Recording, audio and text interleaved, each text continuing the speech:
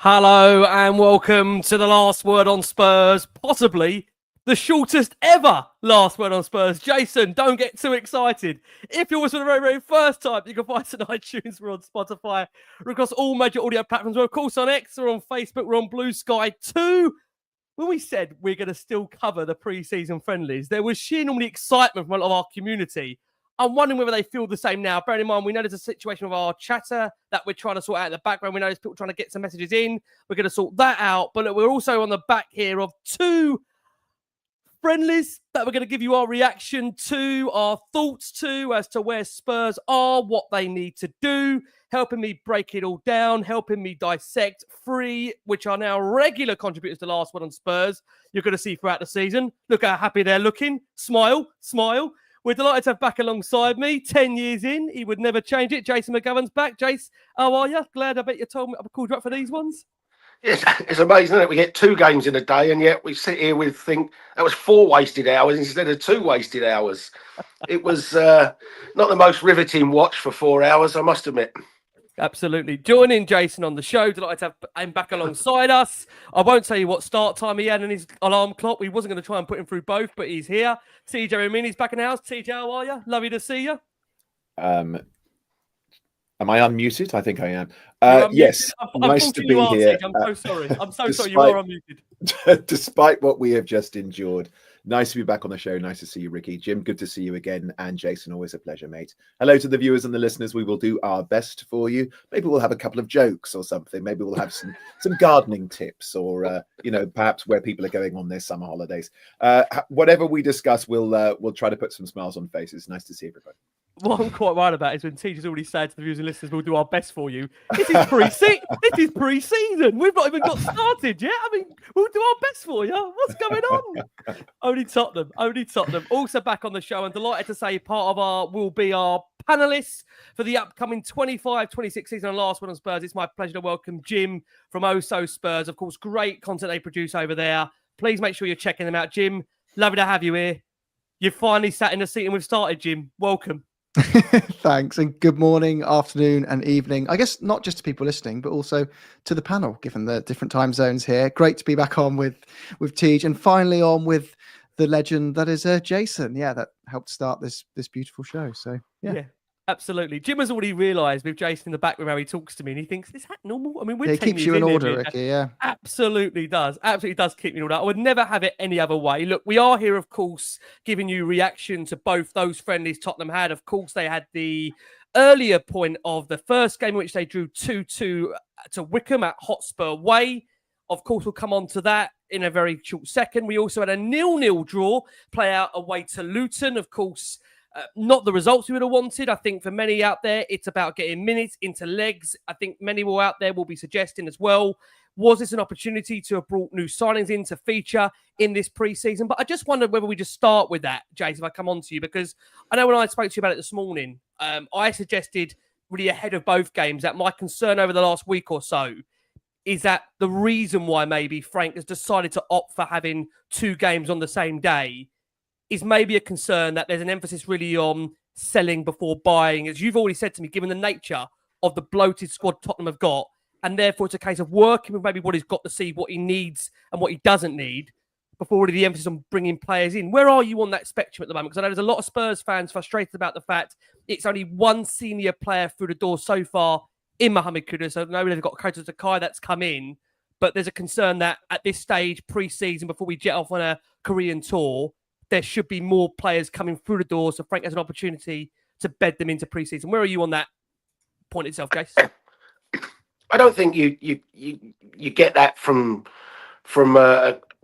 friendlies against League One sides. I don't think he's really looking at them and thinking, right, you're not good enough and you are good enough. Not when you're playing that. Maybe when you play Arsenal, Newcastle, Bayern, I think you'll get a better idea of what he thinks of their performances. But I think it's just because of the size of the squad we've got. I mean, the fact that you could have 2 games in one day just tells you how, and you've still not seen the likes of Maddison's and 𝐂𝐻𝐻𝐿𝐴𝐺𝐵's and Draguzin's and all. They're still part of the squad. You haven't seen the Japanese boy. I keep forgetting his name. There's another one that Kota or whatever. So there's another one you haven't seen. There's a couple who have gone out on loan this week. Manor Solomon's not been seen yet. So I mean, it just, even though we think these players will go, it just tells you how many players we've actually got that. So you keep bringing players in, but you need minutes into the legs. But what you're going to end up with 3 friendlies in one day, playing 3 different sides. I mean, so I don't think it's about performances. I think it's just miles into the legs of as many players as quickly as we can. And I think we'll have a better idea, like I say, when you play the better prestigious games, if you like. But I mean, the Wickham game, I think it's my overall impressions. We look like we lack a little bit of tempo in each. I don't think we look anywhere near fit enough. And it's just, a real lack of creativity. I thought even in the Wickham game, even though we scored twice, we didn't really open them up that many times. And Luton this afternoon was dreadful performance-wise. So I think there's concerns as to how we're trying to do and how we're looking. But, hopefully with more match sharpness, things like that come. Because certainly, and we're not seen Solanke today with an injury. We've not seen Udogie today with an injury. So it just shows you how many players we've got to get to have a look at. So I think that's more what it is, Rick. It's interesting, Tej, bringing it over to you. I know for many out there, the fact that not having 3 to 4 quality additions in before they go off on a tour, for many it could be frustrating, almost spending that time together, the case of implementing the system, the game plans for the season without having a number of players who will be integral to it. I know for many out there feels a real waste at this stage. Can you understand? Can you sympathise with the fans are concerned at this stage by not having those players in at the moment? Of course. Being a Tottenham supporter is always a tumultuous road with many challenges. The thing is, as well as that, with the advent of social media and things being so transparent, I think we're now in a unique period of time where we can see what all of the other clubs are doing as well. Like perhaps back in the day, there'd be, typically sort of very studious or analytically minded people who would, perhaps mine the newspapers or whatever it was in order to see what all the other clubs are up to. Well, now, we're bombarded with this all, with a device that sits in the palm of our hands. So of course, I sympathise and empathise with what the Tottenham fan base are witnessing, because the other teams that we're hoping to be competing with, quote unquote, in 4 different competitions, are making enormous investments into tried and true, real quality players. I mean, I know that this is a Tottenham show, but my goodness, I mean, Liverpool, wow. I mean, making steps to make a real statement that we want to be the best team in the world next year. And so we are lagging behind in a great many areas. However, it's not over yet. The window isn't open. Good morning, Mario. And so perhaps there is time. But to Jason's point, it's more about, we really need, I'm not going to use the word exodus, but we need considerable outgoing action before we can take any kind of serious incoming players. Because again, we don't want to see 5 or 6 players leave and 5 or 6 players coming in. We want to see 5 or 6 players leaving and maybe 2 or 3 players coming in. That's what we want to see. We want, really, again, sorry for the cliche, but we want quality, not quantity. Yeah, I think that's so key. And I've said this before, Tej, that for me, this summer, I don't want to see 7 or 8, 9 squad fillers come in. For me, it's about bringing in 2 or 3 genuine quality players that uplift the first team. And I think as Jason's point there, coming over to you, Jim, when Jason said, we've got a day where you've seen 2 respective, you'd say teams, squads, if you want them, to be in a position that we've been able to field 2 teams and still have players available to come off the bench to feature in those games, shows you really how many players we've got over the 2 course of the games, really. And the fact that I know for many out there that it's been for some a real degree of frustration over the last few weeks since we agreed what looked like a deal for Morgan Gibbs-White. We triggered that release clause, and from there, really, with what's happened with the legal situation around that particular player, it feels like it has been very, very quiet for Tottenham in terms of the transfer market, predominantly on the incomings. Are you concerned by the fact that on the back of those 2 respective games, there is going to be a fear that we're not going to be ready for what's to come? And again, really, the test of games, really, as Jason said, is only about to get going. We know Spurs are about to jet off in Korea. They've, of course, got Arsenal, Newcastle, Bayern Munich before that huge game in the Super Cup to PSG. Well, it feels really this is going to be now a massive test for Tottenham. What's your thoughts on the back of those two respective games and where Spurs are market-wise? Yeah, I mean, for the games, for me, they felt like friendlies for the friendlies, if that makes sense, rather than friendlies for the big games. That felt like what Jason said. It was more about, let's get the fitness up. Let's get you used to 90 minutes again. Let's just maybe keep an eye on some of the things, because I agree that you can't take friendlies too seriously in isolation in particular. So if you just look at a game against Reading, Wickham or Luton in isolation, I wouldn't put much judgment on how that reflects our level. But what I would say is, when you see things in those friendlies that are deja vu moments from the last 2 years happen in all 3 games, I don't think you should bury your head in the sand and say, actually, it's completely fine, it's just a friendly. I think you should say, well, this highlights that some of those challenges are probably still there, that can only be resolved by the next topic, which is recruitment. And I've always said it, that whether you like our current manager, our last manager, whatever, they're all outstanding coaches. They're all qualified out to the ears. And when we say, oh, I can't believe they can't see Porro getting exposed at the back post, of course they can. They've got armies of people paid, analyze this to the nth degree. The challenge is good, consistent recruitment underpins the chances of any good manager. And I believe the squad last season wasn't set up to succeed across multiple competitions. And as things stand, we've added a good signing in Kudus, yes, but we are still 2 or 3 senior signings away from having a squad that I'd feel has the capability to retain that Champions League spot.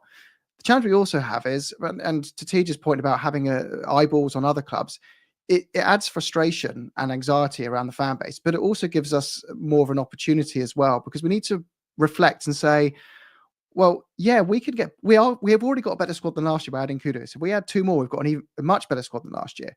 But Chelsea, Liverpool, Arsenal, and City have also got much better squads than last year.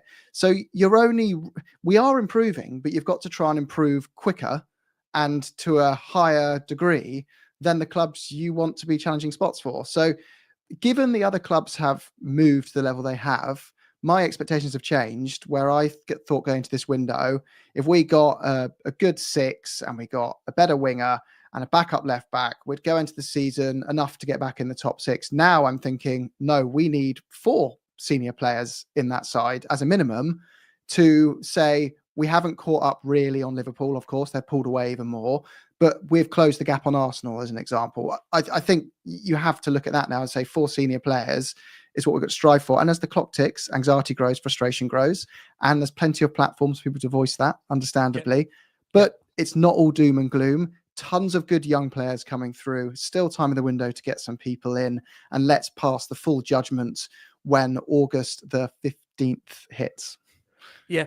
No, listen, I do agree. I know, again, like you said there, Jim, because of the nature of social media and how that does spread like wildfire, there'll be some that on the back of those 2 friendlies will be increasingly concerned that players haven't come in bar Kudus. And I think, again, when you look at the teams around us that are doing business, that will be definitely some anxiety. And I also think as well, when you're in Korea, I'm not sure how easy that will be to kind of get deals done whilst you're out there. Look, again, it's a global club. Tottenham, there's people working all around the world.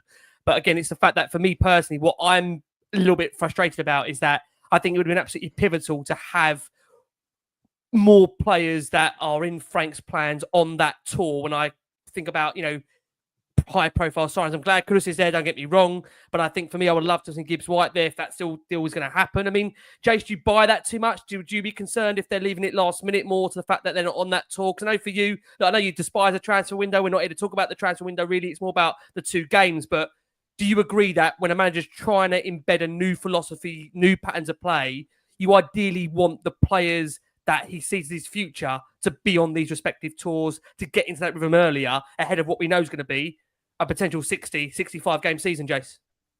Yeah, ideally you do, but there's also numerous cases where we have brought players in early and it's not made a lot of difference. And then we've signed, Mickey van der Ven was pretty much just was what the Monday or Tuesday before we kicked off at Brentford, and he settled in straight away. So I think, when we're talking about bringing in established players, quality players that are right and ready for the Premier League, and things like that, then you don't have to have them 4 or 5 weeks before the Premier League season kicks off. It's great if you can do, but I don't think, I still think you want the right players, not thinking, right, we've got to do it because it's now July the 25th or whatever, and I want 4 players in by then. And so you just sign 4 players for the sake of it. You still want the right ones. But, Dominic Solanke joined was just before the Leicester game, wasn't it? We kicked off. I think he was after that Bayern friendly last year. So, if you're bringing that type of player in that knows the Premier League and that,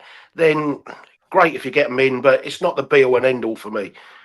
Okay, look, I still think to get them in, you've got to get players out. I think that's the big thing. I was going to say that exact same thing, Jason. There is the cash flow thing, I'm and concerned with outgoings. Yeah, we've got to get some players out to create room for them to come in. Otherwise, what you do get towards the end of the transfer window is you've then got 40 players around the first season. How are you going to get rid of them? Because every club then thinks, well, you're so desperate, we'll offer you 2 or 3 million for them. So there's got to be as many movements out as there is inwards. That's for sure.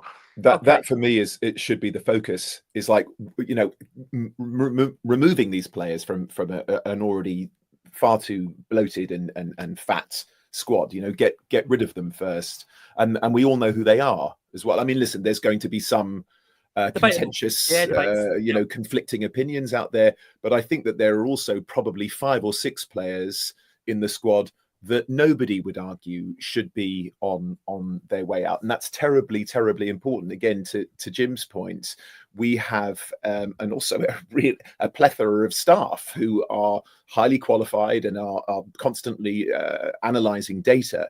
They can see as well who really needs to go, what their potential value may be. Let's get on with it. And again, with the social media, of course, positives and negatives to everything. The fact that we can see everybody getting so much business done, and yet we seem to constantly be sitting on our hands. And also, why are we always that team? When we speak of the big 6, why is it always, well, really 5 and then us? And then also, you have to be realistic these days and include Villa and Newcastle in that. Newcastle particularly. They're a really, really strong team, proved that last season, superb Premier League season, and of course ended up with a trophy as well. So, there's so much competition now in the Premier League. We really, the days of kind of Tottenham, again, to Jason's point, 2 days before the Leicester game or 2 days before the Brentford game, we just don't have the luxury of doing that now, especially if we're traveling to the other side of the world to appear in some highly competitive games where all eyes are going to be on us. Let's give this manager an opportunity to actually have a little bit of time, because listen, you get lucky with the Mickey van der Vens of this world. 2 days, they put on their Tottenham tracksuit and boom, they're into the team. But, most of them need a little bit of time to adjust, especially if they're coming from far-flung places where culturally it's such a big shift for them as well. Really, really important. Teach, agree with every word of that. Look, let's hear from Thomas Frank, who explained beforehand why Tottenham have had 2 friendlies in the space of 1 day, which I know for many they're still trying to recover from. Let's hear from Thomas Frank. We'll be back after this very short clip. So Saturday we not only go to Luton, but we also play Wickham here at the training ground. What's the reason behind the extra game? Yeah, the extra game we wanted in because we like to give as many players possible, as many match minutes as possible, so they will be in the best possible position. So that means that we, a little bit like against Reading, will play 2 even strong teams, and they will play as many minutes as possible. Let's say 60 to 75, maybe a little bit more. So we need to get through the next days. But in the end of the week, Saturday afternoon, hopefully 22 players will have played a lot of match minutes, and they'll be in a very good place before we go on tour. So what are you hoping to actually achieve from those 2 games? Of course, the physical loading, but also the next step is building more on our offensive principles. So the phase 1, the phase 2, and also the breakthroughs in terms of how we can produce chances and hopefully score. So there you go. That was Thomas Frank, who explained the reason behind the case of 2 friendlies in the space of a day. I feel for everybody out there that tried to commit 8 hours, 9 hours of their life to those 2 friendlies and how they did that. I'm sure there'll be some interesting experiences beyond that. I think for all of us here, I think for a lot of us, if we all agree, Tottenham once a day, one game a day is enough for a lot of us. Maybe 2 has showed us what overkill can be. Let's start with the Wickham game, which did end Tottenham 2, Wickham 2. Stats-wise, Spurs more dominative in this fixture. 17 shots to 2, 6 shots for Tottenham to Wickham's 2, 6 shots on target to Wickham's 3. Block shot Spurs favouring that 5-1. Wickham's keeper the busier of the 2. 4 saves to Tottenham 0. Corner-wise, Tottenham edged it 5-3. Tackle success, Tottenham 50% of their tackles successful to Wickham 72.7. Passing success, Tottenham more on key than Wickham in this one, 93.1%. And of course, for Wickham, 83%. Spurs also edging possession, 65% to Wickham's 35%. Look, a good run out for a lot of the guys, 65 to 70 minutes before coming off, and then a lot of the academy lads coming on. Of course, Pape Matar Sarr, really the standout player, scoring both the goals, but a really exciting academy talent in Lennon Thompson, who looked most exciting at the end. It's worth bringing to your attention that Rodrigo Bentancur, for those that weren't aware in terms of the game itself, was taken out of Spurs' lineup to face Wickham late in that game. That decision was made. Essentially for Spurs, in terms of the 11 that was fielded, we saw Tottenham line up with Austin in goal, Porro, Vuskovic, Romero, Davis, Sarr, Abbott, Bergvall, Odegaard, Richarlison, Son as the starting 11. You'll be interested to know, I think this has been the 3rd game already, or we'll come on to it, where Spurs have lost a player before the 11 has actually gone out there. And I'll start with you, Jim, in terms of the team for this one. What was your kind of main takeaways from the 11 that Frank fielded, bearing in mind we had 2 games really, one starting off at Hotspur Way in the earlier part of the day? Yeah, the main things I was looking at in that lineup was how we'd perform with Austin and Abbott in particular. And the reason why is because I felt last year areas that we left ourselves with a bit of an uphill battle at times was not having a player in that role Abbott was playing, and Bentancur does. Slightly outside his comfort zone, but he is such a technically gifted player. He can kind of pull it off in some areas, although we all know we need a more suitable kind of number 6 to sit in that kind of midfield position. But whenever we were missing that player, which was quite a lot last season for reasons within Bentancur's control and outside of it at other times, the drop-off was really significant in terms of how we could play out from the back effectively and create chances. As Frank said in that interview, in those phase 1 and phase 2 parts of our play. And what was good about the interview is I thought Frank's talking about things that we all see as fans and want to have that reassurance he can see that need to be fixed. The challenge is you go into the friendlies, and they are only friendlies, but you see those gaps emerge and highlight themselves very quickly. I do think we need to go into that season, next season, trying to get a 3rd choice goalkeeper in still. That is not Austin. It's not urgent. It's not super important, but we've seen times where you do end up with your 3rd choice goalkeeper. And bless Brandon, I wish him all the best. He's a Spurs fan. I hope he always has some kind of role at the club, and he always gives us all. But I just think when you put him up against our 3rd choice keeper, up against the 3rd choice keepers of City, Liverpool, Arsenal, Chelsea, etc., we're a bit behind in that area, and that can derail your whole season if you have to go 5-10 games with someone like that in goal, and that's exposed. Abbott thought he gave it a good shift. I think he's going to be a really good player. Get him alone, help his development. Let's see how this boy can do. But again, it highlighted to me that we need that 6. I think if Bentancur had been fit, that game would have gone slightly differently for us. Positives: Pape Matar Sarr. He looked like a Premier League player against League One players, whereas other players in our squad didn't stand out quite to that level in that game. He really stood out, and it looked like his fragilities in previous seasons were not being the most technical player. But today I thought he showed some brilliant technique at times. No one can ever deny this guy's work ethic either. His desire to succeed. Every manager that's come in the door has repeatedly said, put their arms around him and said, wow, he's got a great head on his shoulders, and he's forced his way into contention every time, even though maybe his abilities just needed a bit more time to catch up because he's a younger player. So it wasn't all doom and gloom. I thought there were some much more positives out of the Wickham game than there were out of the 0-0 Luton in many ways, because I can forgive the goals when it's your 3rd choice keeper and probably your 4th choice right centre back playing. So that's my thoughts on that. Jim, thanks so much. It was a youthful, got to say, Spurs bench of substitutes. They included Bloden, Ashcroft, Casanova, Arganese, McDermott, Sirani, John Finley, Roseburn, bless him, John, Akramich, Tyrese Hall, Elise, Williams Barnett, Aro, Lehan, Thompson, really maybe the standout of those that came on and played ever so well. There was obviously a great opportunity like Luca Williams Barnett that I know many are excited about, and of course 𝐷𝐿𝐴 as well. And we also got a glimpse, Jace, coming over to you about Frank's system and how he was going to set up. The formation was a 4-2-3-1. It was not really always the case for that in build-up play. We saw Ben Davies actually tuck off in the left hand to create the back three when Tottenham were building. We then saw the likes of Romero and Vuskovic together as a pair. That then freed up Pedro Porro to roam forward. It goes back to what Frank has really said, in his opening few interviews at Tottenham, that if you want to take risks, you have to take risks. And there was a bit of a change of shape in the team. But I think what was quite interesting for many is that we saw Luka Vuskovic starting on the left. With obviously, of course, my apologies, Vukovic on the right with Romero on the left, a new central defensive partnership. I mean, Jace, key takeaways, we'll come on to Sarr in a little bit maybe, but I know it was we're going back to the morning now. What was your thoughts on that game itself, bearing in mind, I suppose, for a lot of people, maybe the emphasis would have been on the Luton game at the latter part of the day, but maybe less focus on this one itself? I think just in general, a little bit of sloppiness at times, how often we lost the ball quite easily.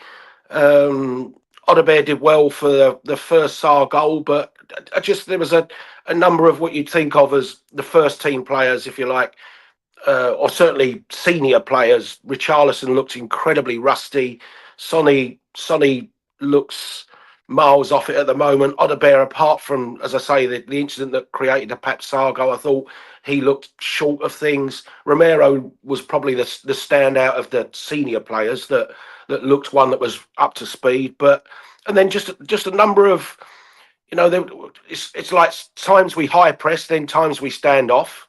So there's obviously that's obviously how he wants us to be, but it's not. It's neither one thing or the other at the moment. And I just thought the amount of kind of balls we played over the top that we looked to play in both the games. There was times when we were quite happy to hit long balls forwards, not just hoofing it forward, but certainly looking to play over the top of teams. So and just the real lack of really opening Wickham up as much as I'd have liked us to. But as we saw, Pape Sarr was the most forward one, and he gets his 2 goals, but he's not that creative number 10, is he? And so I don't think Pape Sarr being the advanced one from midfield is actually going to work long term. But like I say, it's minutes in the legs. He's trying to pick 2 kind of balanced teams. I thought we just looked a little bit.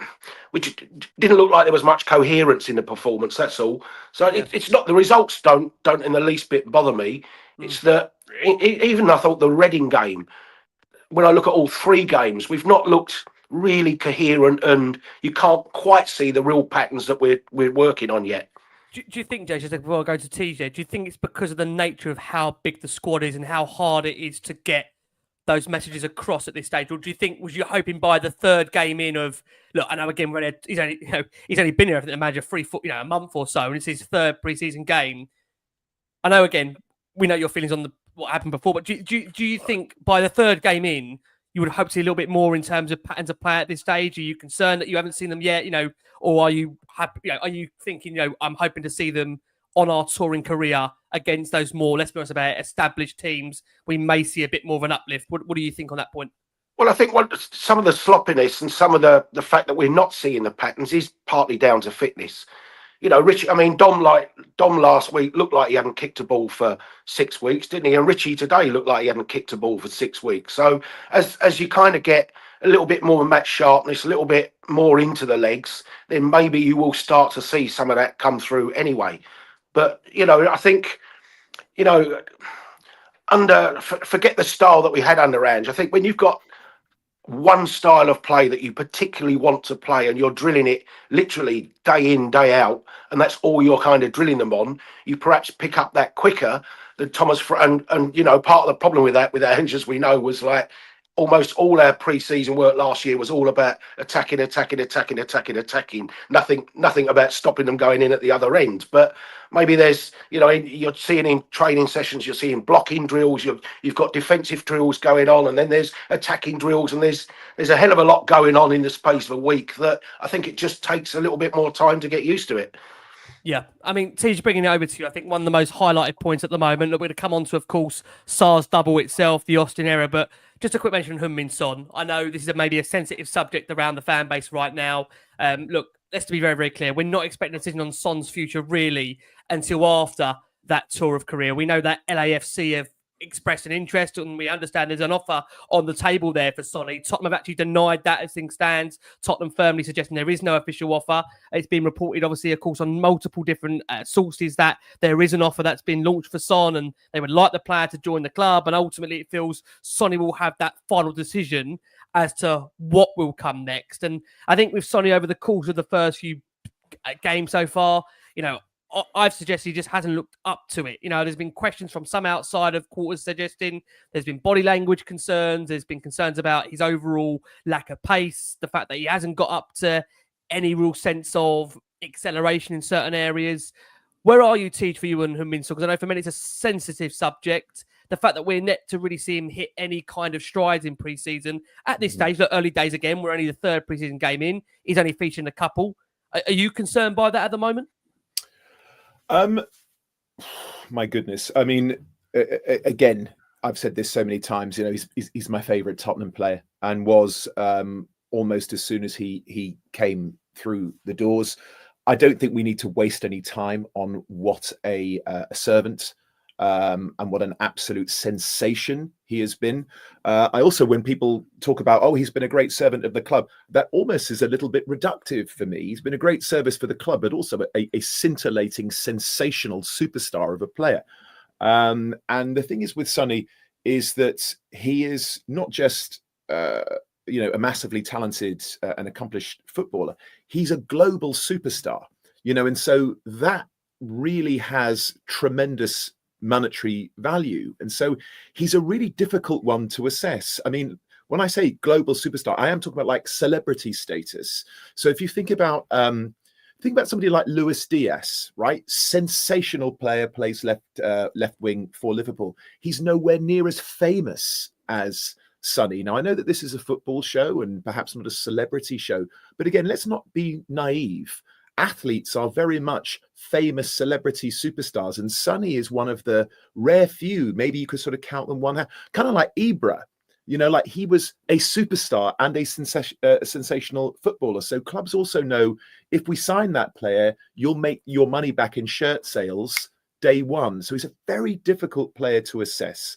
So where I am re-Sonny is I don't think he's fit. I hope I'm wrong, but I think he has some sort of nagging back issue. Again, like I saw videos of him holding his back and saying, "My back." You don't have to be a lip reading expert to kind of see that that's what he's talking about. So I hope it's something that isn't too serious, because I would actually love him to stay at Tottenham. It's impossible for me to remove my heart from that equation. I could say, oh no, I'm just being completely subjective here. I'm not. I love the guy. So there was, again, I've said it before, in that Villa game when he came back and he just went and like flew down the left wing, I still think he can give us a season, potentially two, if he's fit. However, if Sonny and his family and his team and everything choose to go and leave on a high with that trophy in his hands, my goodness, we love him dearly. And so I would wish him nothing but the best. For me, I hope he comes to LA, of course, because then I can go and meet him and see him. But in all honesty, for me, if he stays, great. But I want what is best for him because I love him dearly. Tej, I get that. I mean, I think my biggest concern, Jim, come over to you, is my worry with Sonny is that if we keep Sonny, I don't want people to forget, the memories that he gave us, and not, not I say take for granted, but not forget what he was part of in this previous season of, winning that trophy, a decade of service. And I think for me, I would love to remember Sonny that way, going out on such a high. And I think my biggest concern is that does an upcoming season, another season, are we going to see the Sonny of even 2 years ago? Because again, not being terrible stats last season, there were still 20 GAs across the season. So it's not a terrible return.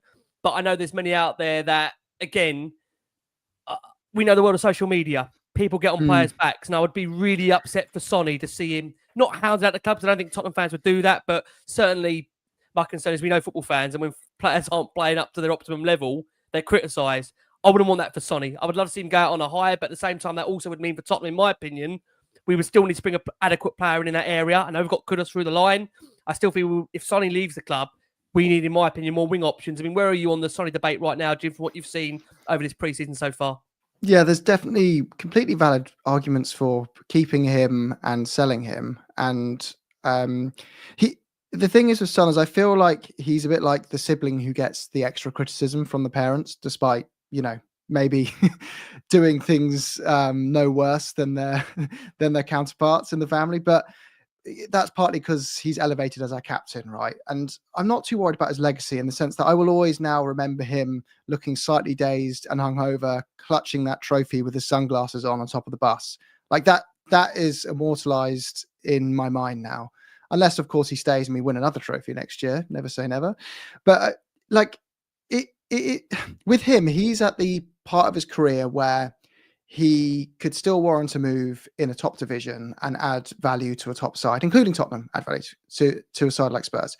But we've started a new project, and I feel this will be another journey that a player like Son would join, but only get to do the hard part of that journey and not be there for the fruit at the end.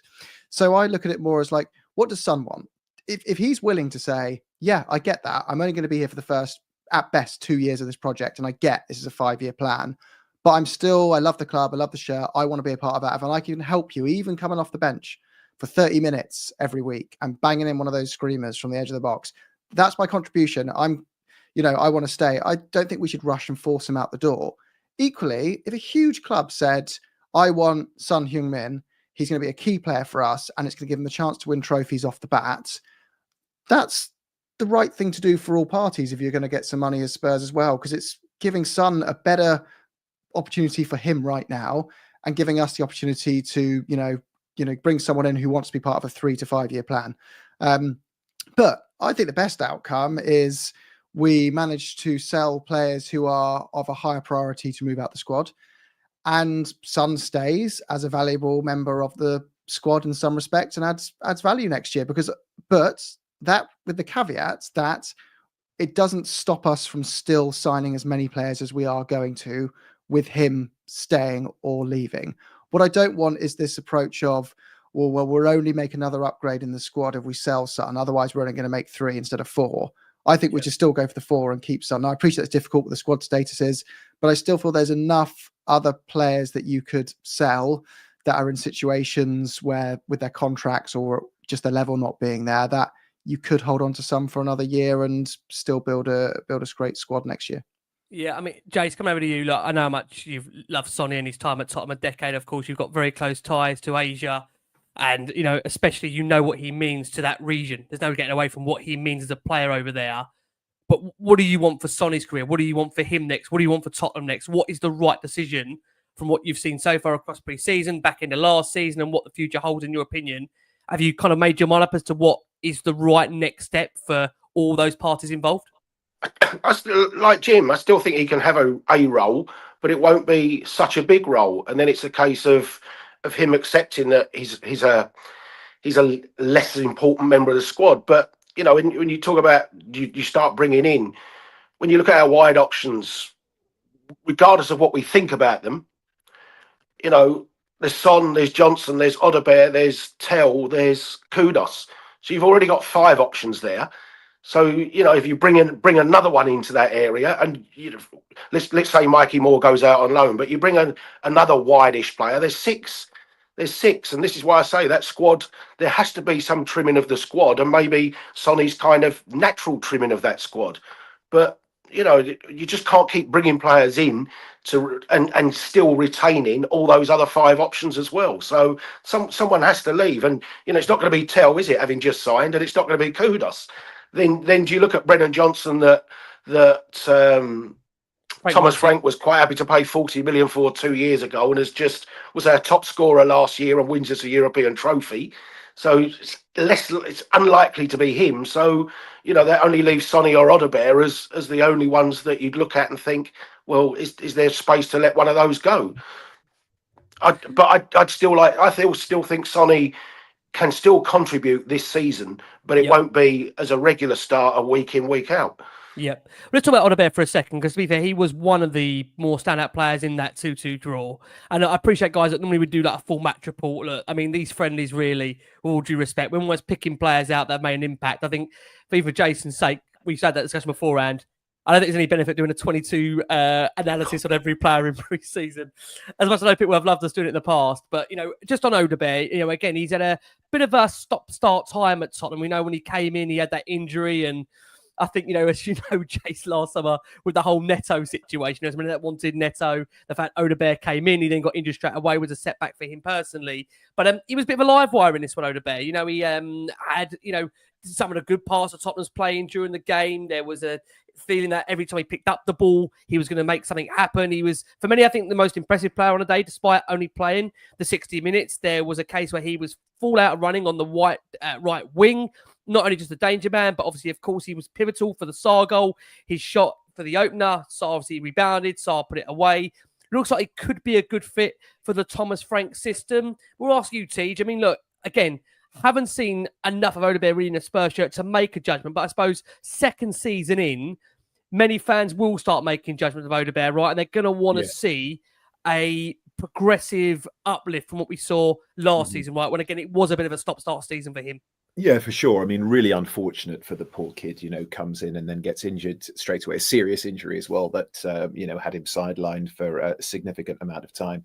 I have to say, I do remember him at Burnley, and I was really pleased when we signed him. Again, I think he fits the ethos of the club, the identity of the club. We've always had these...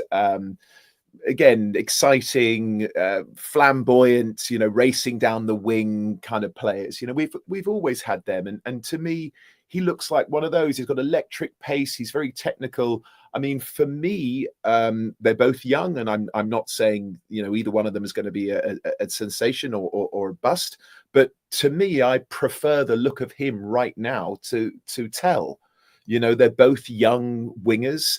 To me, 𝐅𝐸𝐵 seems to have better technical control of the ball. Tell has electric pace. He has great work rate. He's obviously really committed. And also he looks like a player who wants to make a statement at Tottenham, having been at, one of the biggest clubs in the world, an absolute super club in Bayern Munich, and then coming to Tottenham and saying, making a point, you were incorrect to sell me. But for me, if I had to pick one of them right now, I'd pick 𝐅𝐸𝐵 over Tell. So I think this could be quite a promising season for him. I hope he's fully fit. I think pre-season will be really important for him. I think that makes sense. Roberts, 𝐅𝐸𝐵 and Kudus, let's also not forget, Jason, when we talk about wide players, Kulusevski, right? I mean, Solomon, Gill, is he a wide player? Like, we've got so many, right, which need to go. I'm not saying Kulu needs to go. But I like the look of 𝐅𝐸𝐵. He's one of those players that I think will massively benefit from finding the back of the net. Like, bang, ball hits the back of the net. You hear that unique sound. And I think that could really be his unlocking. I like him. Love it. Listen, let's come over to you, Jim. Let's talk about, obviously, Sarr's impact on the game. He put Spurs 1 up. A nice, tidy finish from him. Obviously, he showed his finishing ability. He played in a slightly, I'd say, behind role to where Richarlison was during the game. Frank, we mentioned, set up with that 4-2-3-1.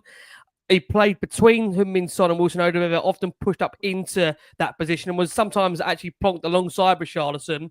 It was actually, again, that situation which paid dividends early on when he followed up on that shot from 𝐅𝐸𝐵, which saw him put us 1 up. He then, in the second half, found that equaliser for Tottenham that brought us level.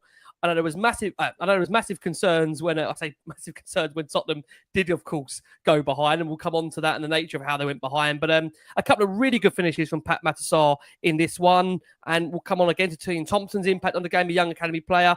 But it does feel now, coming over to you, Jim, what is it, Sarr's third season at Spurs? It's gone so quick for Sarr. How important is this now? Third season at the club. Really been. It's not. Is it? Is it 4? Yeah, because he made his debut, didn't he, in Milan under Conte? Played in that Champions League game in Milan, didn't he?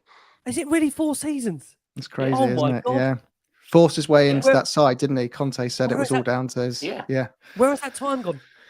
Crazy. Fourth season at Tottenham for Pape Matar Sarr. Jim, how important is it now? Fourth season, we start seeing a more consistent Pape Matar Sarr. Yeah, like when he's 22 now, right? So when 18 to 21, I mean, yeah, we always use the same old boring example. Who was Kane when he was 18 to 21 years old? You know, no one would have taken a £10 bet for 20 quid back that he was going to become Tottenham's top goal scorer of all time, right? They'd have laughed you out the room. So players do kick on at different stages in their careers.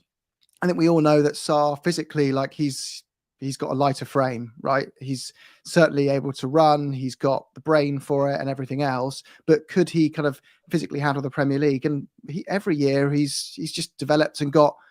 He's one of those where some players you just see a sudden meteoric rise. With Sarr, I find every season he just gets 5 to 10% better. Like it's just consistent, steady bits of progress. Every manager has good things to say about him. But the area that I think has to start improving now he's at the age he is at 22 is like, okay, is your technique going to improve to a level where you can lose that tag as the jack of all trades midfielder who's not really good at anything, but runs really well and listens to the coach? And what I liked about parts of last season in flashes, but in those friendlies today was that it was his technical ability really starting to shine through. And I'm hoping this is something we're going to see in the, what do we call them? The competitive games next season, that continues to show, because if it does continue to improve in that way, we've got a hell of a player for the next decade, potentially at Spurs, that we could build our midfield around.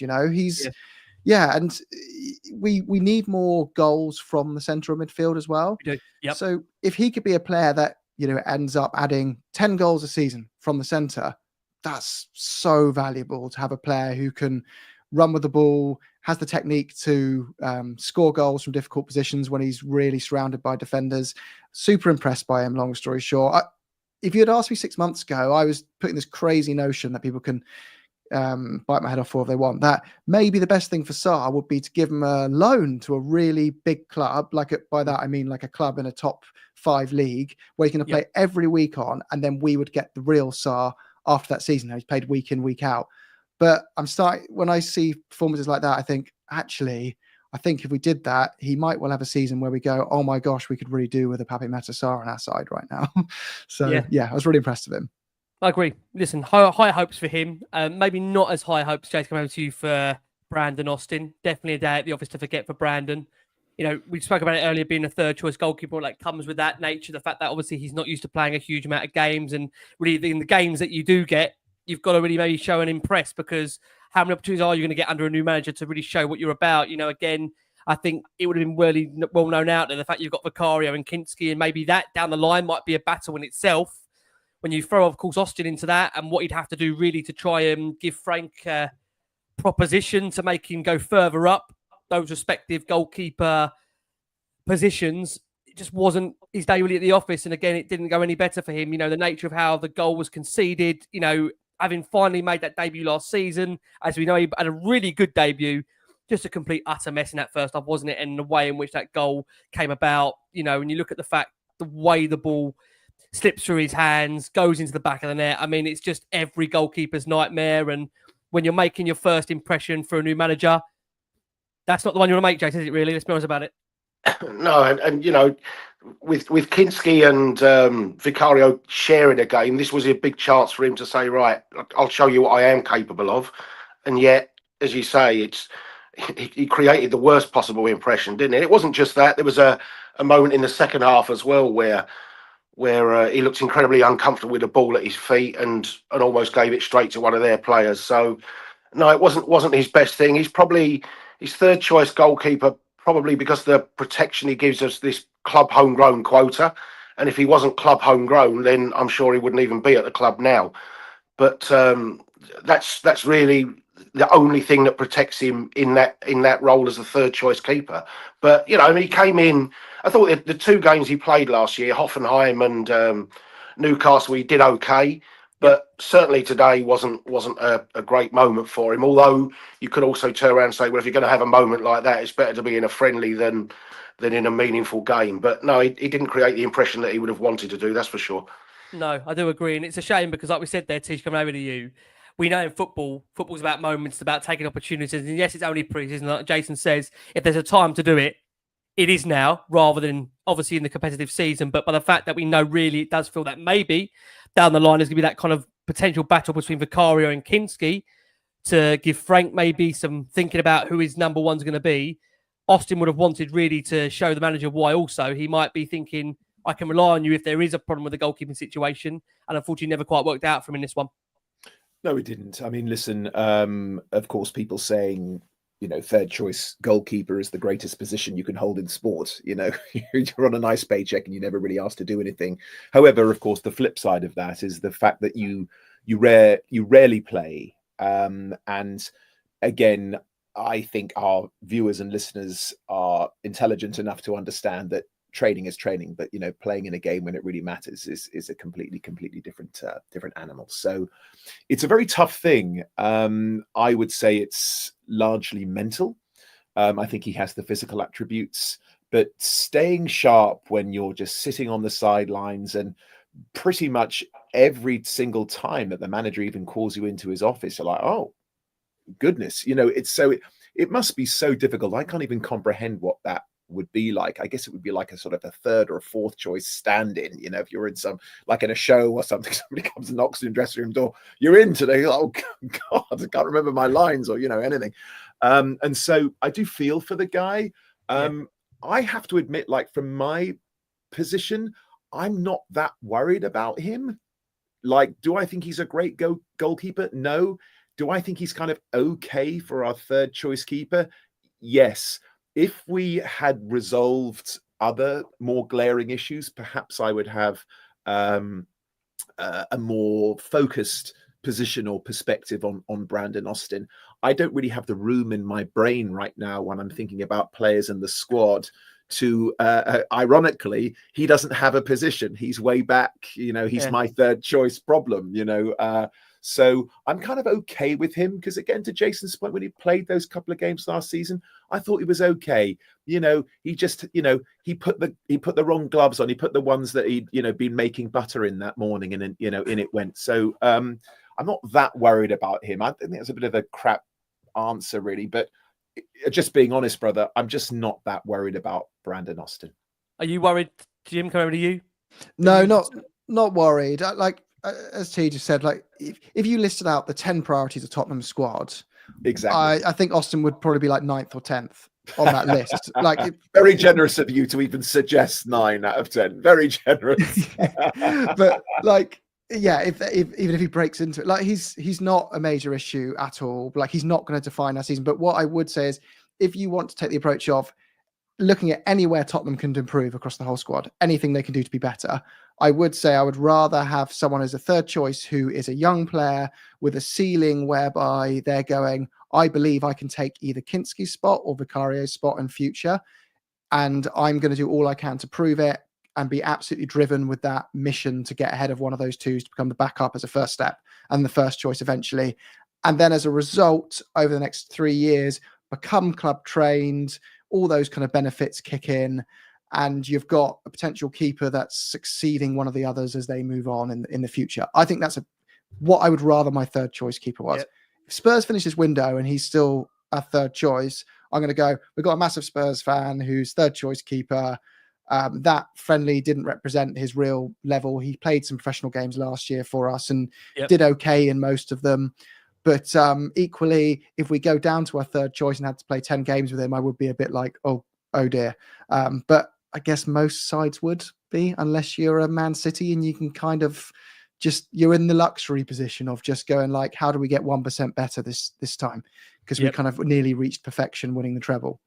Agree. Look, we're going to have to go to Luton in just a second. Jason, I can see you coming. I mean, the fact that he's club homegrown is the key thing, because if you go and sign a keeper from outside the club at the moment, that you think, right, he's going to be our third choice keeper and he goes into that European squad, then that's yet another outfield player that you can't register because you've only got 17 foreign slots and 4 non-home. So you're thinking there's another one of the senior players you've got to leave out. So would you sooner Brandon Austin be a third choice keeper and have Wilson Odobert in the squad, or would you sooner have a third choice keeper and then have to leave out a Johnson, an Odebear, Richarlison or whatever from your European squad because you've used up yet another slot. That's why he'll end up staying there.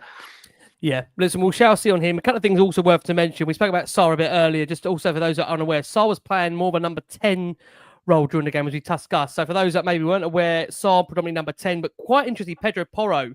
Actually, I'll just stick with you, Jim, for a second before we're going to look to Luton in a second. That's going to be very, very brief. I can tell you, Luton. It's a 0-0. It's a 0-0. Jason, don't look so worried. It's a 5-minute. Jason went, Luton? What happened? Jim, just with Pedro Porro, obviously a bit of a difference in terms of position for this. I don't know if many might have seen this, but Porro operating more, when you talk about the kind of back three and build up, you would normally assume that Porro would then push high and would create the width and then over at the back post. But look, he certainly did that at times, but he actually popped up in more central roles in the final third. It was a real throwback to like the early days under Ange Postecoglou, where you always had Destiny and Porro playing as number 10s. And I just wonder, Jim, for you, is that a kind of one-off, or do you think Frankie's fashioning a very specific role for Porro? Again, it's only pre-season, but I just want to ask you that question, Jim, because many might have picked up on the fact you've seen Sarr play as a number 10, you've got Porro bursting through as a potential number 10. Should we read anything into that, Jim, from your perspective? I don't think Porro's suddenly going to be wearing number 10 shirt on the back of his kit next season. But football has changed so much over the last decade, and we've moved on from the days, where everyone gets the team sheet up, 11 players in your favorite formation, puts 2 players under everything, and goes, "Aha, our squad's built. We've got 2 good players in position." That is just not how it works. You have a squad of players who are fluid and can cover multiple positions. So you might have one player who could cover 4 positions. You might have one player who's just very good at one thing.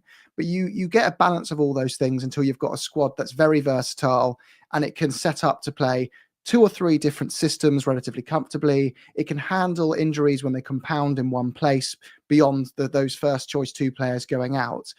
And in the same way, I think like Trent Alexander-Arnold is the really obvious example of one everyone goes, "Oh, what a rubbish right back. Why is he play?" He's not your traditional right back that you're trying to benchmark him next to, though, is he? He's a player that's in that side for completely other different reasons.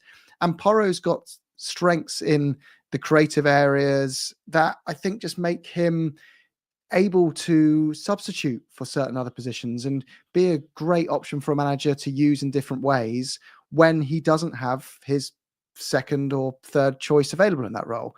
And that's why he's super valuable to our squad. He's the Mr. Versatile player of that back line. And he's one of the few that when we don't have that playmaker 6 who can offer creativity further back and forward up on the pitch and drop into those spaces. So, yeah, he's very much going to always be starting in that right wing back position for me, but we will see him dropping into pockets all over the pitch, pinging balls around because he's able to do it. Yep. I do agree. Couple of final things to mention on this one. George Abbott, I mean, I think you can understand why so many people rate him really highly in the game. Young player, I think there's been a few pre-seasons where we thought we're hoping George Abbott's going to really break through. I know John Wenham, absolute massive fan of him over at Lily-White Road. Abbott was sort of pressing in the game, running, particularly impressing in the second half when others tired. He really read the game so expertly through the middle of the pitch, made some crucial interceptions, and I really hope for Abbott's case to get him a good loan, maybe further up, dare I say, even maybe a Premier League loan rather than a Championship loan, because he looked really, really good.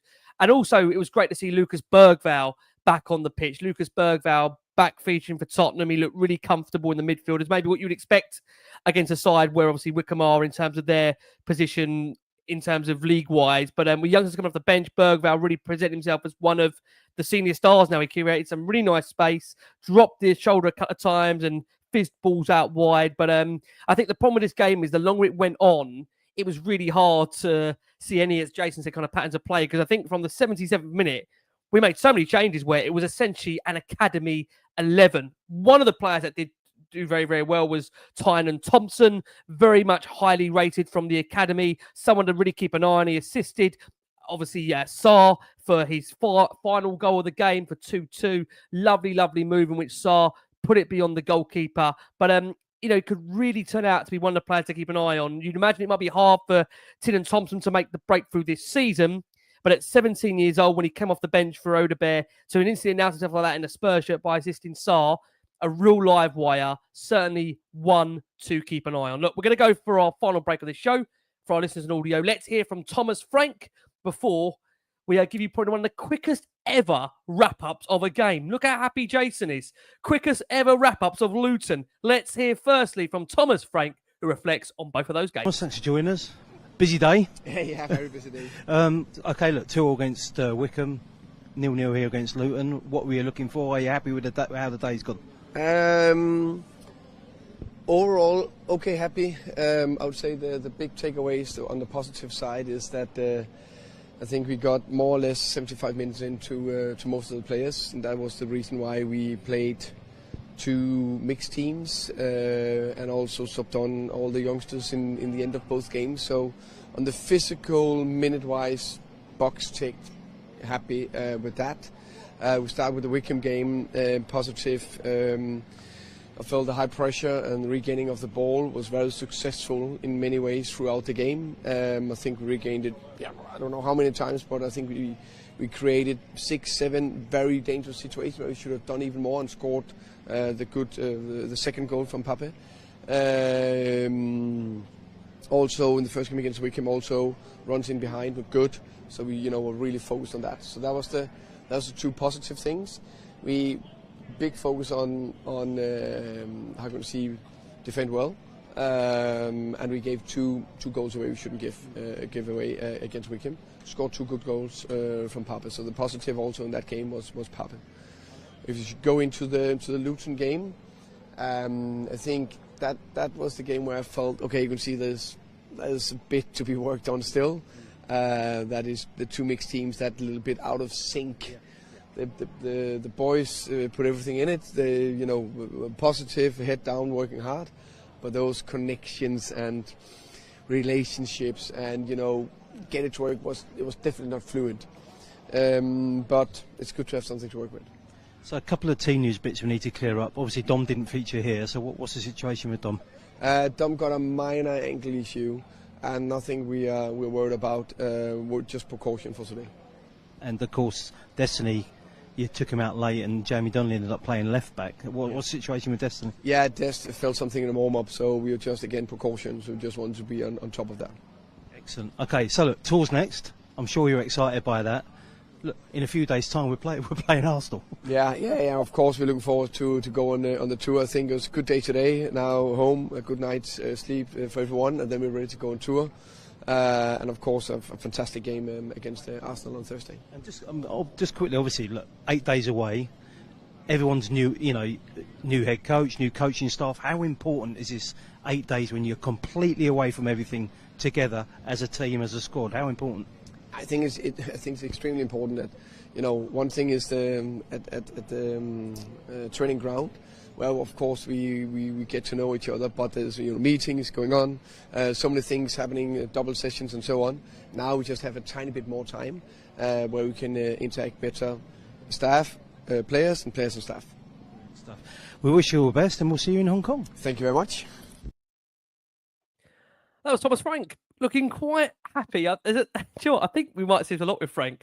There's a super classy ways in there of kind of acknowledging that we're not up to the optimum level yet. And I feel like we saw that with Thomas in the way he put that message across. I mean, T, I have to say this. There's a very likeable thing about Thomas Frank. I don't know if you agree with that, but even the way he talks to camera, you could see he would have wanted maybe different results and different elements of performances in those 2 friendlies that we've had. But what was your takeaways from that interview with Frank? What body language do you read there? He looks very calmly assured that he knows there's a lot of work to do. And he actually said that, didn't he? Well, he's a vastly experienced manager. He's been doing this for a very, very long time. He's a highly intelligent man, very articulate. He's not delighted with what he saw today. Bear in mind, obviously he has a great deal at stake. We have the luxury of watching it on our sofas, and as I freely admitted to the group, and I will freely admit to our viewers and listeners, I fell asleep during the Luton game. It was 7 o'clock in the morning for me, my excuse, but I think it could probably have been, middle of the day, and I would have fallen asleep during that game. So, like I said, he's been doing this for a very long time, and also he knows what he wants. We've also seen how animated and how vocal he is in the training sessions.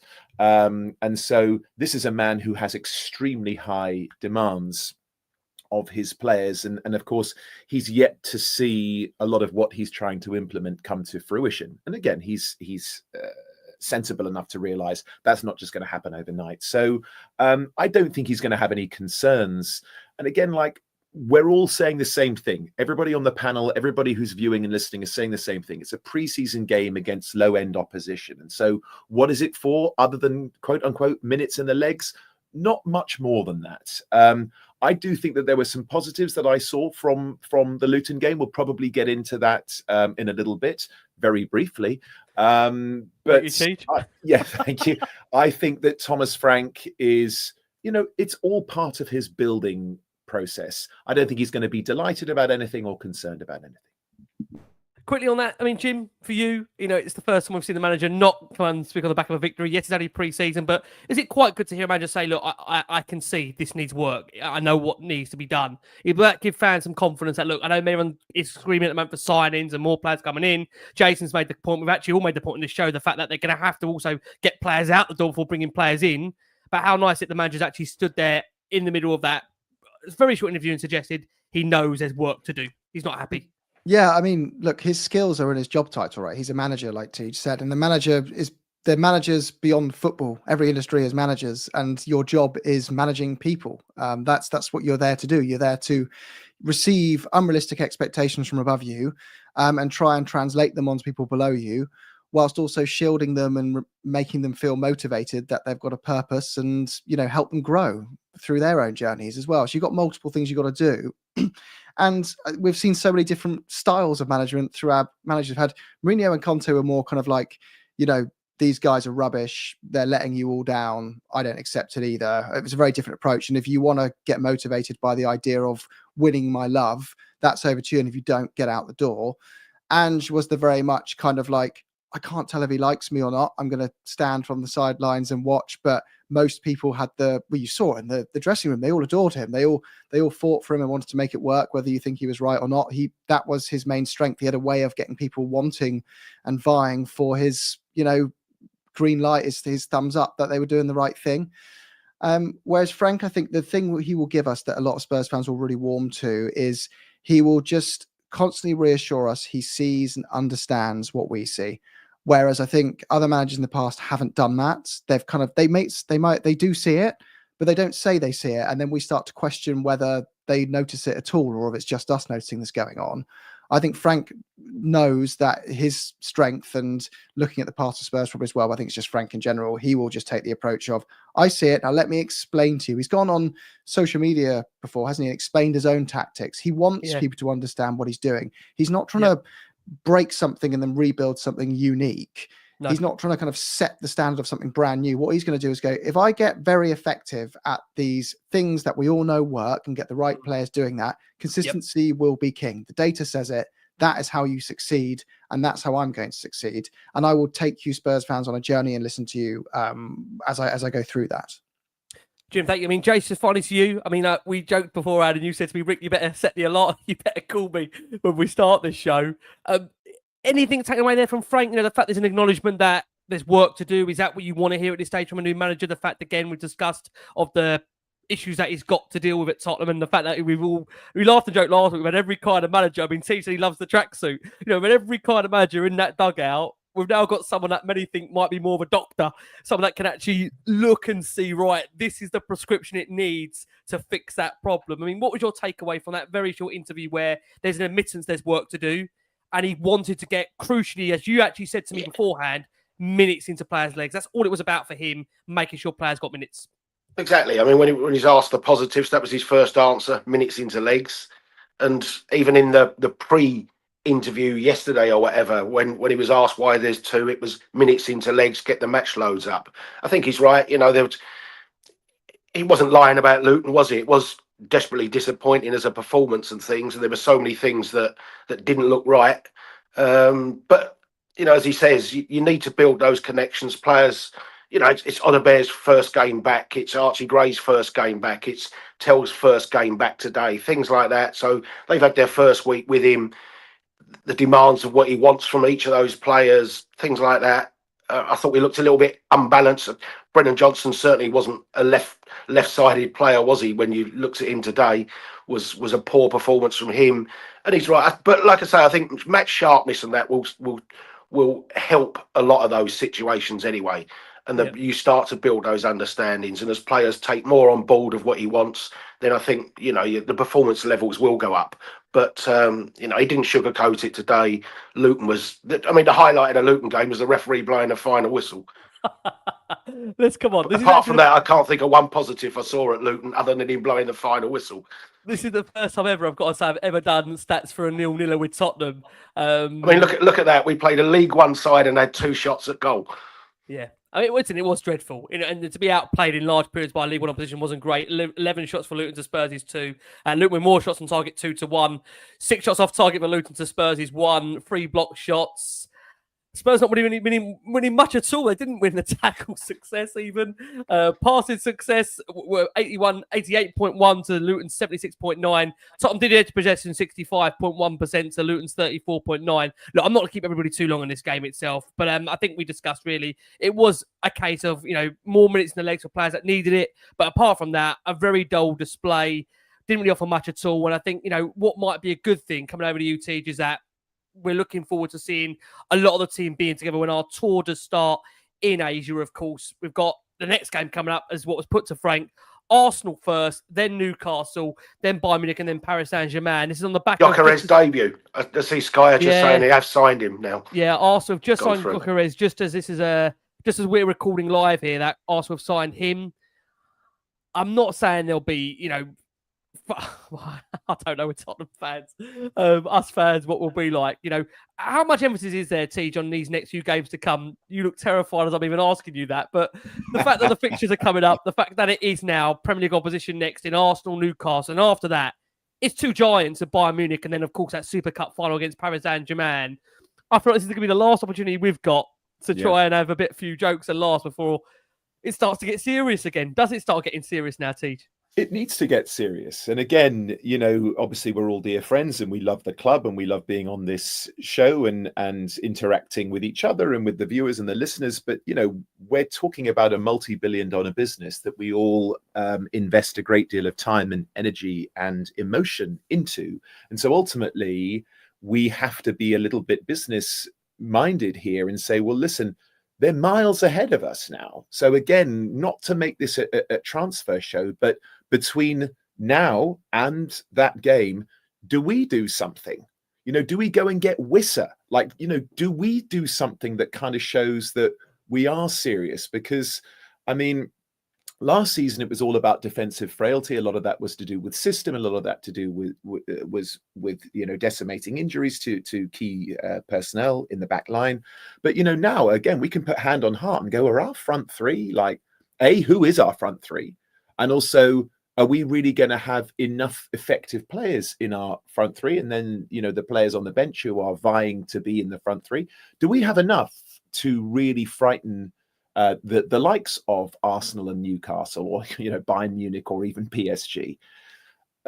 I'm a very positive person, as you know, but I would say not a chance. And so I look at this as an opportunity, especially when there's so much noise and our competitors are going, well, we just went and got this AAA signing. Well, then let's look like a club who actually wants to compete, get those players out the door. Thank you so much for your service and everything, but Richie, bye. Bye-bye. You know what I mean? Like Solomon, bye-bye. Gil, bye-bye. There are so many players that we need to get rid of. Just get rid of them and bring in 1 or 2 that show that we're serious. Because otherwise, all these smiles get wiped off our faces very, very quickly. And then we go into the real season full of worry and trepidation, which isn't good for anybody, especially a new manager trying to implement a new system. Yeah. Look, very hard to really have any real massive takeaways from the Luton game, which is why we're going to keep this very, very short, which is why Jason's smiling. Jason's probably thinking, end the show now. We are coming to it, Jason. Don't worry. Don't look so scared. Jim, can I come to you on the Luton game itself? One of the highlights for many was the fact that Basuma was conducting the Spurs fans singing his chant at the end of the game. And he's wondering that apparently probably we need to move on. Does that kind of sum up where we're at the moment? That you've got Basuma conducting the fact of his own song at the end of the game with the fans as being one of the most entertaining highlights of the full 90. Does that sum up yeah. that Luton game? What do you think? I mean, I take the positive that it seems like there's harmony in the camp, and I'm trying to think. Like, put it this way: if you go onto Spurs play and you try and look at the 2-minute highlights, they're not there, and I'm assuming because they couldn't fudge them together. There's just. How can you, as a manager, prepare for 2 friendlies in a game? I think someone needs to send Rob Daly a text and just check he's okay, because he had to sit through 90 minutes of that, commentating on it with an excited voice. I think he was on that one. He was definitely on the Wickham one. I don't really have much to say about the game. It was just, I would say, the thing that, I don't want to be negative, but the thing that shone from last year was the lack of creativity building from the back into the front line. And that was there again. And I think it just really highlights, like, please, Spurs, I've defended you to the hilt season after season. I think we've got a brilliant recruitment team behind the scenes now. What I just want to see it complemented with is the urgency of a club I despise in Chelsea that they have, but with the sensibility that Spurs have. Like, let's take the urgency they have, but let's behave, with the, grace that Spurs acts and with the data-led approach that we can, and we could really do some things. Let's set Frank up for success this season, because he's a great person, he's a clever coach, and we've got some wonderful players that, if we show the right appetite, will stick with us long term and grow into fantastic footballers. But if we don't, those players might see us as a stepping stone to something else. So come on, Spurs, let's do it. Yeah, I agree. Look, just in terms of that lineup there, obviously a slight change around for Tottenham again. We had another enforced change in the build-up. We were expecting, of course, I think for this one, we were hoping to see a change in 11. We were, I believe, someone have to help me fill it in here. I think it was coming in that, forgive me, I think midfield we were expecting, we had a late change in there. I think we had coming in, forgive me, let me go here. I think it was Basuma. Basuma ended up featuring for Tottenham. There was doubts about one of the players that were going to feature. We ended up having a change. I think in all the Spurs' 3 games so far, they've all featured a late change in the side. We have for this one, of course, Matisse Tell up front with Mikey Moore behind him, Brennan Johnson on the left, Kudus on the right. Bentancur was meant to start, wasn't he? Thank you, Teach. Bentancur. Yeah, I mean, the game really coming over, Jason. And your doggy didn't start, did he? Thank you, a doggy. That's the one, the doggy. Doggy had a little injury, and apparently Bentancur wasn't feeling well. Yeah, and Jamie Donley then came into the team. Forgive me, having a bit of a mad moment there. Jamie Donley come into the team. I mean, Jace, look, these are going to be probably the briefest ever highlights of a game anyone's ever going to see. Was there any real takeaways for you from this one, Jace, at all? Biss did okay, and Kudus a couple of times showed little bits of skill, but you had to try really hard to find anything to take from it, didn't it? Again, so much of our passing I thought was sloppy. There was a really poor touch from Denso into midfield one. It was just a mishmash performance. Like I say, Mikey, that another game that just drifted past Mikey without him having any kind of contribution to it. But it's unfair to pick on 1 or 2 players, because I thought overall we were just miles from where we wanted. Again, the tempo's so slow, don't look fit, incredibly sloppy at times, lack of creativity. We look at a team that's just finished 17th in that game. Yeah. So instead of singing "I don't know how," perhaps we'll be singing 17th. I know exactly how this season. But in fairness, like I say, it's there's what 2.5, 3 weeks to go to the season starts. Really, there's times for all these things to be worked on. But boy, do we need to do a lot of work in the period until that season starts. Yeah, agree. I think it's probably worth mentioning as well for positives, because let's be honest, we're searching for them. To Jason's point, it's no panic now. Let's also remember that Thomas Frank and Cochrane are renowned for their ability to really transform younger players. So I am very much looking forward to seeing how these players develop. Again, Jim was talking earlier about how Pap just seems to kind of get better season after season after season. Well, maybe, there's another couple of % that could be unlocked this season in somebody like him. I must admit, I didn't know Mikey Moore was playing. I didn't hear his name. I didn't see him touch the ball. He's a very talented player. We're all aware of that, but let's remember how young he is. Let's see what Thomas Frank and Cochrane think about him, whether he goes out on loan. Another positive for me is I thought Donley looked okay. He looked to be holding his own. I think physically as well, he looks like he's up to the task. Archie Gray doesn't. And so technically he's going to have to improve or go to the gym or both. Spence didn't look great for me. Again, he looks like he plays better on the left than he does on the right. And that was about it, really.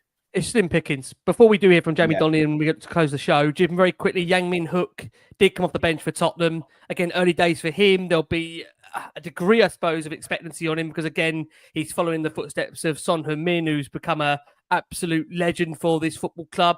Any real takeaways, Jim, in the very slight cameo we saw from Min-hyuk for Tottenham for you? Yeah, it's hard to say with these kind of players because they have these little flashes and you go, oh, wow. But you can't, I'm not going to judge a player on a dribble. He's naturally going to get the comparisons to Son Heung-min. And I think it's a dangerous one to make because we only signed someone who was 23, right? Which is 5 years older than Yang is now. So even comparing 23-year-olds who didn't have a great debut season to him, would be difficult to do. So, look, I like T said, the thing I'm excited about is we've got the best platform possible out of any other Premier League club to develop these young players, and we've got 4 or 5 young players that I think would be sought after by any other club in the division as well. So let's not waste this chance, but also let's focus on what's best for those players, not what's best for us in the short term. And I think it's probably going to be a loan for this guy personally. That the wing is stacked at the moment, unless both Son and Richarlison are sold and Odegaard pulls another hamstring and is out for 6 months. Why would you hold on to these players like Moore and Yang when you can give them a much better platform to play men's football elsewhere? Agree. Look, we're going to quickly hear from Jamie Donley, then we are going to look for the close. Let's hear quickly from Jamie Donley, who reflects the man I forgot he was in place of, as we said, looked like a pretty good cameo from him. Let's hear from Jamie Donley. Okay, here with Jamie Donley at Kenilworth Road. Look, ended 0-0 here, Jamie. What a day for you, though. I mean, you come into the team late, and then you've played a couple of positions. Good workout for you.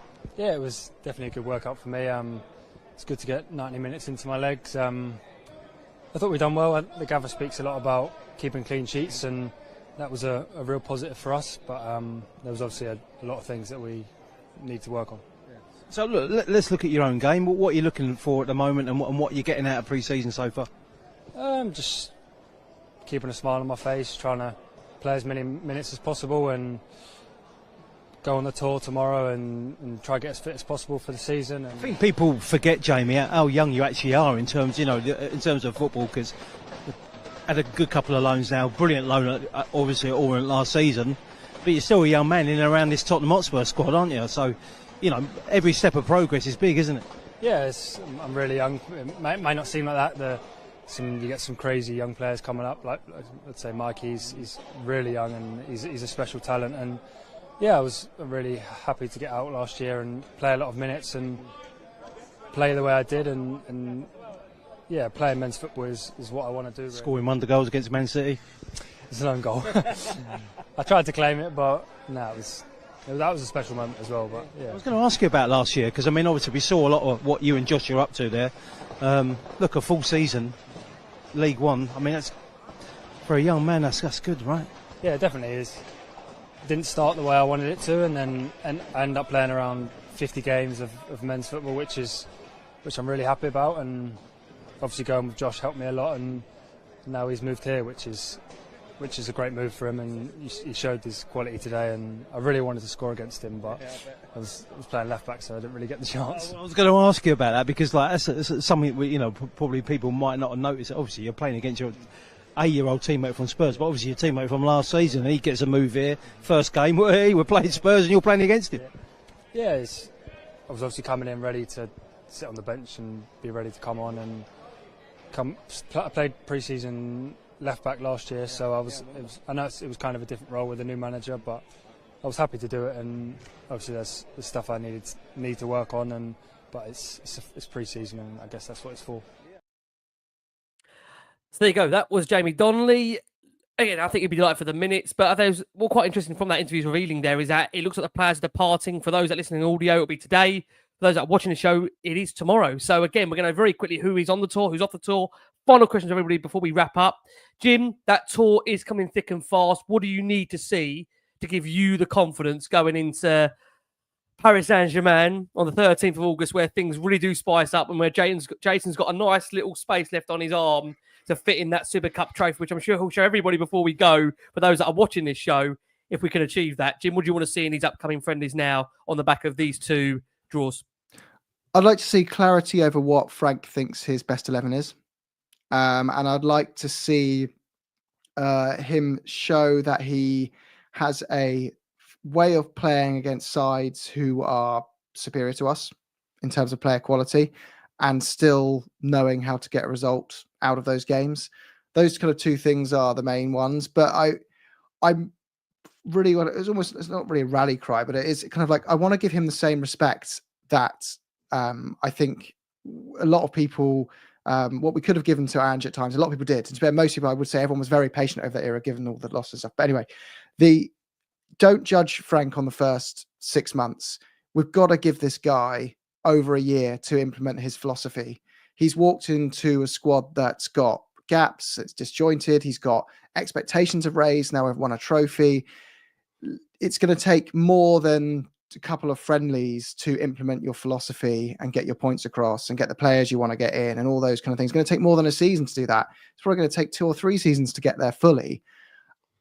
And I think it's such a big thing to be thrown in against PSG and Arsenal.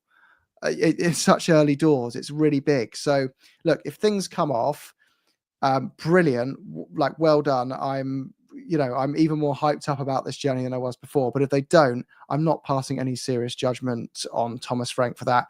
He's going to get full patience and backing from me until I feel he's had a whole season at least to kind of implement how he plays. Of course, unless we're in some diabolical relegation scrap, which I don't think we would be. But history shows he also starts slowly, and every time he's been given the benefit of the doubt to keep going, he's proven what a good coach he is. So that might follow the same pattern with Spurs. Jim, I hope it's not a trend, the fact that you're starting with cut the draws and a 0-0 on there on Arsenal and Spurs. But we're delighted to welcome you to the family for a lot of our post-match shows, which I'm sure are going to be as entertaining as the last 10 years have been for me and Jason, and Tej is still fresh in the first 2 or 3. That's why he's looking like that, and why me and Jason are looking like this, and why you're still fresh. So can I just say, Tej, on that point, what's the things you want to see now ahead of what we've got to come very, very quickly for you? Touring career, players going out there. As Jim says, he wants to see a real understanding on that tour of what we're about in terms of the way we're going to play, the players that are going to feature. What do you want to see, Tej, in this upcoming tour? What's the key for you? Yeah, I mean, I'm completely with Jim. It's really important that we as a fan base get behind Thomas Frank and his coaching staff and this new system that he's trying to implement. We've had just so much imbalance and it's just been such a mess over the last, goodness me, how many years, really going back since Poch left. So some stability would be wonderful. I also think going away on tour, quite such a long journey. Obviously, we have a very emotional connection to Korea because of Sonny. Might be really good for these young boys. Not a holiday per se, but go away to a different country, a completely different culture. It looks completely different, sounds completely different. These might be things that can really help to galvanize. And to Jason's point earlier about a lack of cohesion, perhaps we find a little bit of shared mentality and we build some much needed camaraderie. I would love to see just get rid of 5 players. I'd love that. Get rid of 5 just so we give ourselves an opportunity to bring 1 or 2 in. The results will be what they are, but it's more important that we understand that this is going to be a process. I know that's a word that we've heard and spouted numerous times over the years, but that's just kind of where we are. Hopefully, we'll bring in a couple of players as well, and we'll all enjoy these next couple of weeks before the season starts. Thanks for having me, mate. Lovely to see you as ever. Viewers and listeners, my thanks to you, and I'll see you again soon. Thank you so much. You're a diamond. Jason's close with you. You have the final say. On Jason's arm, there's a lovely little space there for that Super Cup, which Jason has proudly left in that moment, waiting for it. He's actually going to be out there for the Super Cup as well. Frank spoke about the need in that, for those missed it in that interview, about really developing a bond with those players in the 9, 10, 11 days they're going to be away in Korea. It's an opportunity to really come together as a group. It's time to learn some things about each other, about the manager and the habits that he wants. What do you want to see from them returning to Korea for that Super Cup final in your mind, so you know these players are ready for this new era? I want to see more sharpness, more coherence, more understanding between the players, and I just want to see us look a little bit more creative than we have done. I mean, I know we scored 2 at Reading, but we didn't exactly bombard Reading's goal, did we? And we scored 2 this morning against Wickham, but without opening them up that much. And they are League One sides, but the Luton game was awful. But just a little bit more of, I sent you a message, didn't I? And I said a lot of things about Ange was there's no plan B, but for a lot of those 3 games, I've struggled to see what plan A is. So just a clearer identity of how we're going to attack teams. But I think there was so much to work on last year. There's only so much time you've got on the training pitch that if you're trying to improve offensively and trying to improve defensively and trying to improve with defending set pieces, then obviously you're not your minutes are split between those 3 things, and it will take longer. Whereas, like I said, with Ange, I think all those that saw every training session you saw from him last year at this stage, or rather in his first year, was all about attacking, getting those wide players, getting the ball in the box, attacking that back post and things like that. So you could see what his plan was a lot earlier than what you're doing with Thomas Frank. But Thomas Frank's is a more detailed plan. So I just think, a lot more improvement. And I still think you'll see split teams between the 2 games. I don't think you'll see... I think you'll see pretty much everyone that goes will still get minutes. You won't see a team that plays 80 minutes and then just 10 subs for the last 10 minutes of a game, and that same team play the second game as well. So, it's a chance now to just step everything up and look a little bit more coherent than we have done.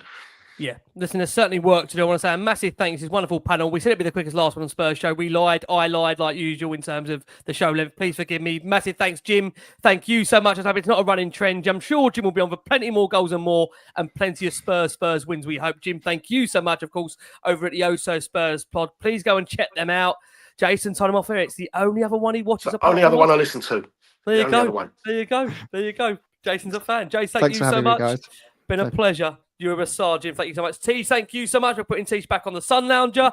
He's getting ready for what's to come. Yes, it's a big season. Checking the watch. He'll bounce back down after and bounce back up later in pre-season. Teach, you're a star. Jace, thank you so much. There you go. We have been the last word on Spurs. There is work to do. Tottenham, if these 3 won't say it, I'll say it.